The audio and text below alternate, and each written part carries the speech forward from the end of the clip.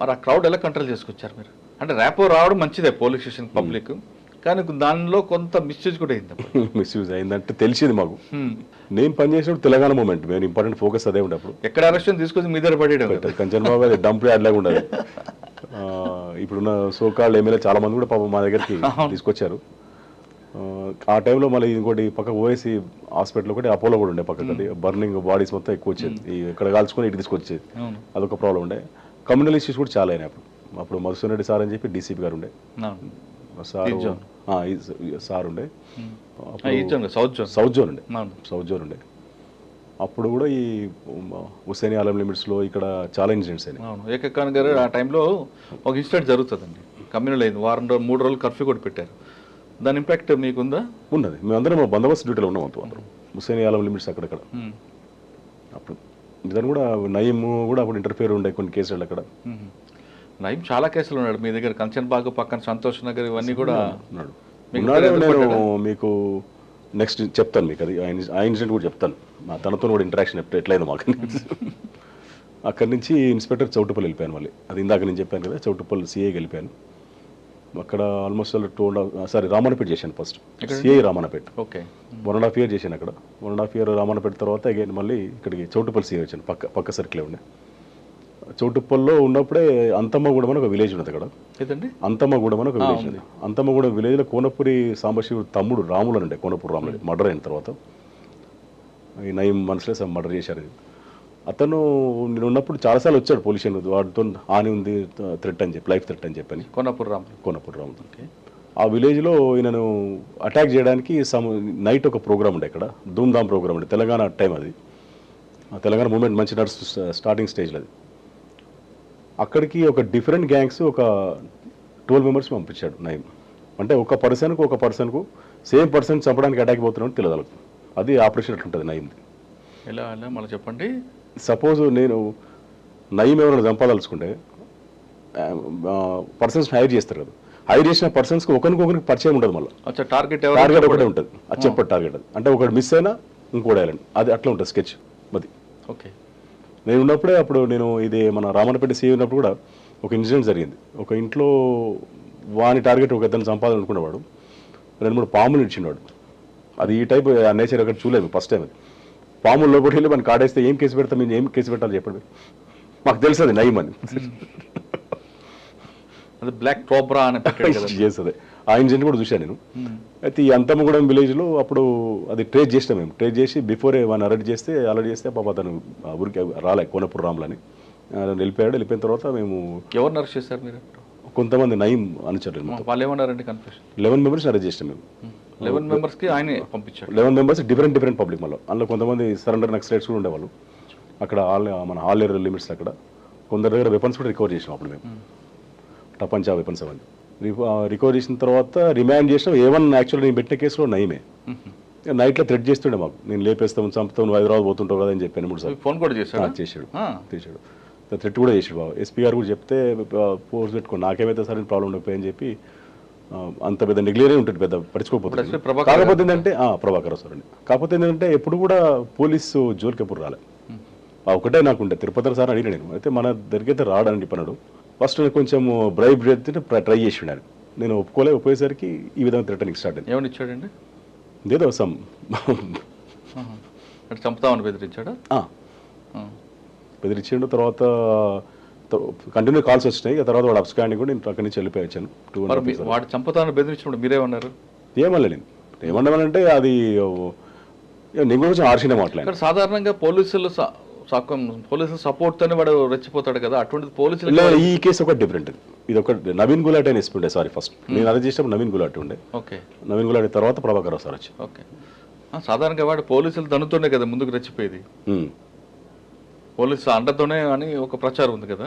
కానీ పోలీసులకే వార్నింగ్ ఇచ్చాడంటే అది ఒకటే కేసు, ఫస్ట్ కేసు అనుకుంటా నాకు తెలిసింది. అది నాకే జరిగింది, నేనే ఫేస్ చేసినది. ఓకే, తర్వాత అక్కడి నుంచి 2.5 years పనిచేసింది అక్కడ. సార్ ఉన్నారు డిఏ డిటెక్టివ్ ఇన్స్పెక్టర్ కొద్దిరోజు పనిచేసిన. సార్ చౌటప్పలు రామన్ కూడా చేస్తున్నప్పుడు మీరు చెప్పారు బ్లాక్ కోబ్రా అనేది ఇంట్లో, మరి వాడి మీద అందులో కూడా ఏమని పెట్టారా? పెట్టలే, అది కంప్లైంట్ నో ఎవిడెన్స్. ఎలా ఐడెంటిఫై చేస్తారు? తెలిసింది మాకు తర్వాత. అంటే ఈ టైప్ ఆఫెన్స్ వాడు చేస్తారని తెలుసు, కానీ అఫెన్స్ ఎట్లా ప్రూవ్ చేయలేము అది. కానీ మీ దగ్గర మిస్ అయ్యాడు కానీ కోనాపూర్ రాములు తర్వాత మర్డర్ అయ్యాడు కదా మర్డర్ నేను ట్రాన్స్ఫర్ అయిపోయింది మర్డర్ అయ్యాడు. నేను వచ్చాను సిటీకి వచ్చినాక అతను గన్మెన్ కూడా అప్పుడు ఇచ్చారు గవర్నమెంట్ కూడా సింగిల్ గన్మెన్ ఇచ్చారు. బాధ అనిపించలేదు అప్పుడు? అనిపించింది మన చేతిలో కాపాడాం కానీ చాలా సార్లు కూడా నేను హెచ్చరించిన కానీ పాపం రాములు గారికి ఒక ఫంక్షన్ పోతే అక్కడ దొరికింది. సార్ ఆ ఆపరేషన్లో కూడా ఒకరు కూడా తెలియకుండా వచ్చారా లేదంటే అందరు కలిపి పంపించాడా? తెలియకనే వచ్చారు. 3 టీమ్స్ వచ్చినాయి వాళ్ళు. అవునా? అట్లా నాకు తెలిసిన వరకు ఇట్లా ఆపరేట్ చేసేది ఫస్ట్ టైం ఆ పర్సన్ చూసిన ఎవరు చూడలేదు. సాధారణంగా ఒకరినే పంపిస్తారు కానీ పోయిన పర్సన్ ఒకరిని కూడా ఐడెంటిఫై కాలేదు. ఈ ఇష్యూలే మొత్తం. ఎందుకు చెప్తున్నా అంటే ఇంటరాక్షన్ చేసేటప్పుడు సోన్స్ టీం వచ్చినట్టు నాకు తెలియదు సార్ అని వీడు అన్నాడు, వాడిని అడిగితే వీడు తెలియదు అన్నాడు. అరే మీ అందరికి చంపడానికి వీడి కోసం వచ్చారా అని చెప్పారా? ఆ తర్వాత అట్లా ఆపరేట్ చేస్తాం. ఎంతగా సుఫార్ ఇచ్చుంటాడండి కోనాపూర్ రాములు? అప్పుడు పర్ హెడ్ 1 lakh రూపీస్ ఏమి ఇచ్చినాడు అంతే. అంతే మన చుట్టుపక్కల విలేజేసేవాళ్ళు సరెండర్ నక్సలైట్లు ఆ విలేజ్లో మన కూలి పని చేసుకుంటారు కూడా. ఆయనకు 1 లక్ష రూపాయలు అంటే ఎక్కువ. ఆటో డ్రైవర్స్ ఉన్నారు, 3 ఆటో డ్రైవర్స్ అరెస్ట్ చేసినాం అందులో ఆ కేసులో మీకు థ్రెట్ ఇచ్చాడు? థ్రెట్ ఇచ్చాడు. తర్వాత మళ్ళీ ఏమేమి తెలియదు, మళ్ళీ నా జోలికేం రాలే. మళ్ళీ తిరుపతి గారు ఏమన్నారు అప్పుడు? ఏమన్నా జనరల్ పోలీస్ జోలికైతే రాడు, మరి ఎందుకు ఆ విధంగా చెప్పి నాకు అర్థం కాలేదు అన్నాడు ఆయన. నేను కాల్స్ కూడా చూపించాను అప్పుడు ఒకసారి, కాల్ లిస్ట్ సార్ కూడా చూపించాను, ఎస్పీ గారు కూడా చూపించాను. అప్పుడు ఎస్పీ గారు ఏమన్నారండి? ఏమన్నా నేను గన్మెన్ పెట్టుకో అంటే వాళ్ళప్పుడు గన్మెన్ ఉంటుండే మాకు, కానీ అంత ఏం ఆలోచించలేదు నేను అది. ఓకే, తర్వాత ఎక్కడికి వచ్చారు?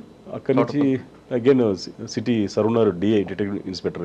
మళ్ళీ ఎలక్షన్ కూడా ట్రాన్స్ఫర్ అయినా మమ్మల్ని అప్పుడు ఓన్ డిస్ట్రిక్ట్ రంగారెడ్డి డిస్ట్రిక్ట్ అని చెప్పి అప్పుడు ట్రాన్స్ఫర్ చేశారు. మళ్ళీ ఎక్కడ పంపించారు? Cyber crime Hyderabad city. అదొక 2.5 years పనిచేశాను ఎస్ఐగా, సబ్ ఇన్స్పెక్టర్గా. అక్కడి నుంచి అగైన్ ఇక ప్రమోట్. సార్ మీరు వచ్చేసారు సైబర్ క్రైమ్లో ఆన్లైన్ ఫ్రాడ్, జాబ్ ఫ్రాడ్ అప్పుడే స్టార్ట్ అవుతుంది. అవే స్టార్ట్ అవుతున్నాయి. అప్పుడే స్టార్ట్ అవుతుంది. నైజీరియన్ ఫ్రాడ్ అని. ఇప్పుడు మేడం సిద్దిపేట కమిషనర్ మేడం ఉన్నారు, అనురాధ మేడం గారిని. అప్పుడు మాకు సైబర్ క్రైమ్ ఏసీపీ ఉండే మేడం. అప్పుడు ఎన్ని రిజిస్టర్ అయ్యండి కేసులు?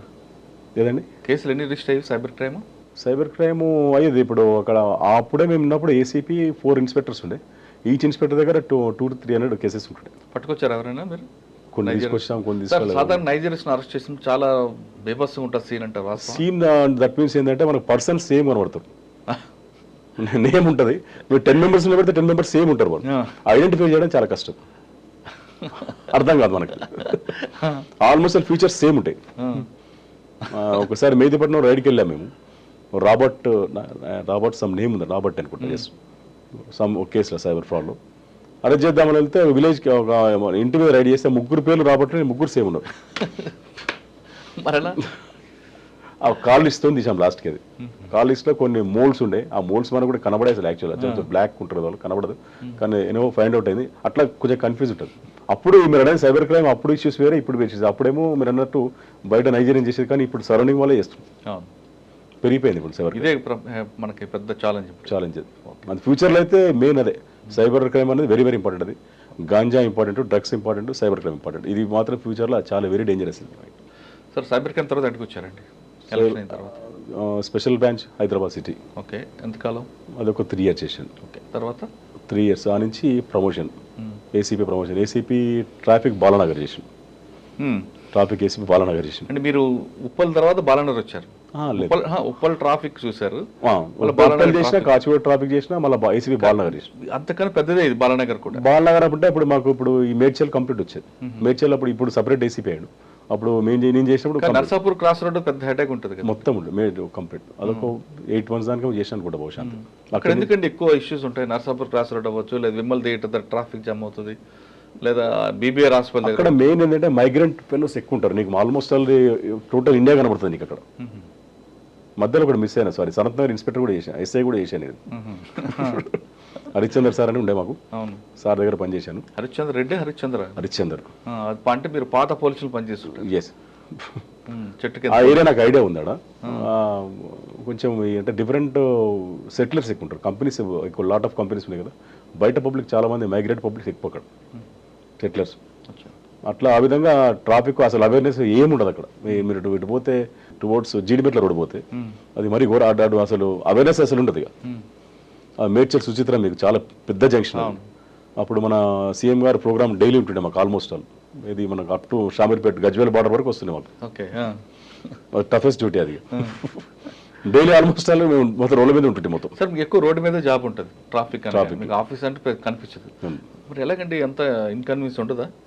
మీరు ఎప్పటి నుంచి చూసినా సరే బాలనగర్లో నర్సాపూర్ క్రాస్ రోడ్ దగ్గర బండిలో కూర్చొని ఉండేవారు. నేను చాలాసార్లు చూసా. అయితే అటు లేదంటే నర్సాపూర్ రోడ్డు లేదంటే కుక్కటిపల్లి వై జంక్షన్ వైపు ఈ బళ్ళు మీకు వెహికలే ఆఫీసా? ఆల్మోస్ట్ వెహికలే అంటే ఏసీపీ లెవెల్లో ఉండదు అనుకోండి, ఇన్స్పెక్టర్స్ కూడా. మీకు ఏసీపీ లెవెల్లో కూడా అక్కడ ఫతేనగర్లో ఉండేది ఆఫీస్ అనుకుంటా. ఇందులోనే ఉండదు. మనం అది ఉండే కదా, మనం టువర్డ్స్ జీడిపేట రోడ్ ఉండే. అచ్చా పాత సిసిఎస్ లోపల ఉండదు అందులో.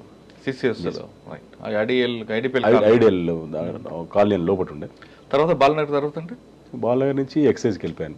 ఎక్సైజ్ 3 years చేశాను. అక్కడ ఏముందండి వర్క్? ఎక్సైజ్ టాస్క్ ఫోర్స్లో మనకి మెయిన్ ఇంపార్టెంట్ యాక్చువల్గా అక్కడ ఎక్సైజ్లో మా 4 పోస్టులు ఉంటాయి. 2 డిఎస్పీలు 2 ఇన్స్పెక్టర్స్. ఇవి మన డిప్యుటేషన్లో పనిచేయచ్చు. 1 అడిషనల్ ఎస్పీ ఆల్సో. ఈ 4 పోస్ట్ మనం సివిల్ పోలీస్ నుంచి అలా డిప్యుటేషన్లో పనిచేయచ్చు. అందులో కూడా అది కూడా బాగానే ఉంటుంది జాబ్ అది. అంటే దానిలో ఎన్ఫోర్స్మెంట్ ఉంటుంది, తర్వాత ఇన్కమ్ పర్పస్ గవర్నమెంట్ ఇన్కమ్ ఎట్లా రావాలి, మీ 2 రకాలు ఉంటుంది. అంటే గవర్నమెంట్ ఇన్కమ్తో పాటు ఆఫీసర్ ఇన్కమ్ కూడా ఉంటుంది అంటారు. అది ఎక్సైజ్ డిపార్ట్మెంట్లో మేము డిప్యుటేషన్కి వెళ్ళాము. అందులో మెయిన్ ఇంపార్టెంట్ ఏంటంటే ఈ గంజా కేసెస్, తర్వాత ఎంఆర్పి రేట్స్ అని ఉంటాయి, తర్వాత ఇప్పుడు కల్తీ ఉంటుంది, మనం డైల్యూషన్ అంటారు దాన్ని. ఇప్పుడు మీరు ఎక్కువ బార్స్లో వెళ్తే లిక్కర్లో కూడా డైల్యూషన్ డైరెక్ట్ ఒరిజినల్ విస్కీ ఇయ్యాడు వాడు, కొంచెం డ్రింక్ పడేస్తులు అందులో వాటర్. ఎలా అంటే ఒకసారి చెప్పండి. ఒక బార్లోకి వెళ్ళాం అనుకోండి, బార్లోకి వెళ్తారు, ఒక పెగ్ తీసుకోవాలంటే అది ఒరిజినలా కాదా ఎంత కరెక్ట్గా ఇస్తుండే చెప్పండి. ఎలా మనం అంటే ఒక కస్టమర్ ఎలా ఐడెంటిఫై చేయాలి? కస్టమర్ ఐడెంటిఫై చేయలేదు.